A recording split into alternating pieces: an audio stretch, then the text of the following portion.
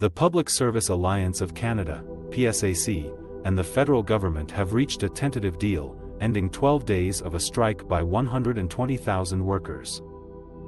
What was the agreement and how did it measure up to what the union originally asked for? Meanwhile, 35,000 Canada Revenue Agency, CRA, workers still remain on strike, and the Canadian Federation of Independent Business, CFIB, is asking the federal government to put a stop to the uncertainty surrounding income tax returns. To begin, the PSAC strike had a wide-ranging impact on the Canadian public. Up to 120,000 federal public service workers walked off the job in 11 cities across Canada on April 26. This included workers from Employment and Social Development Canada, Correctional Service Canada, Parks Canada, the Canadian Food Inspection Agency, as well as some employees working at the Canada Revenue Agency. The walkout resulted in temporary closures of certain services and reduced staffing hours, leading to long lineups and long wait times for Canadians who needed to access services from a government office. Fortunately, the strike ended on Monday with a tentative agreement between the PSAC and the union, which included a 12.6% compounded wage increase over 4 years.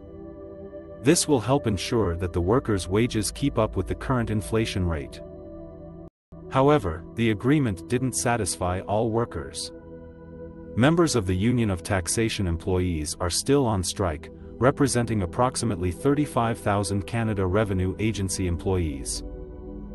The CFIB is calling on the federal government to end the tax uncertainty for small businesses and individuals caused by the CRA strike. As their deadline to file personal income taxes passed Monday, small business owners and self-employed workers have until June 15 to file with the Canada Revenue Agency. This strike, in turn, could have serious consequences for any individual or small business that owes money to the CRA. Also of concern is the size of wage settlements resulting from the public workers' strike. With the Bank of Canada attempting to keep a lid on inflation after rapidly raising its benchmark interest rate, any significant wage increases could keep inflation higher for much longer. The CFIB hope that all public service unions will show good faith and reach a quick resolution that won't cost too much to Canadians. While the PSAC and the union have ended their 12-day strike, the lingering uncertainty of the CRA strike still remains.